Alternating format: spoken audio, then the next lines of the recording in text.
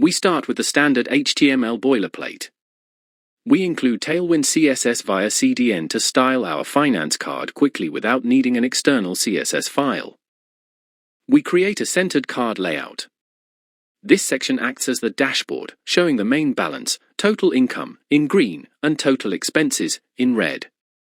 We use unique IDs like total income so JavaScript can update these numbers dynamically. Here is the input form.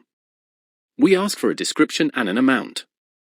We also prepare an empty unordered list, UL, with the ID transaction list, which is where we will inject the history of transactions using JavaScript.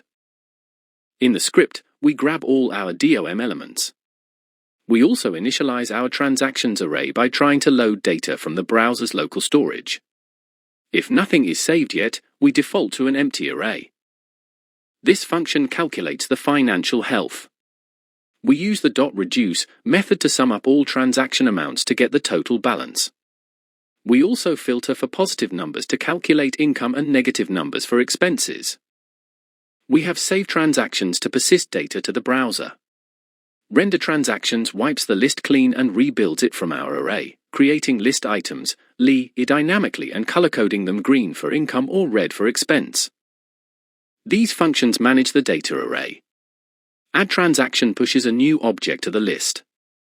Delete transaction removes an item at a specific index using splice. After any change, we save, re-render the list, and recalculate the balance.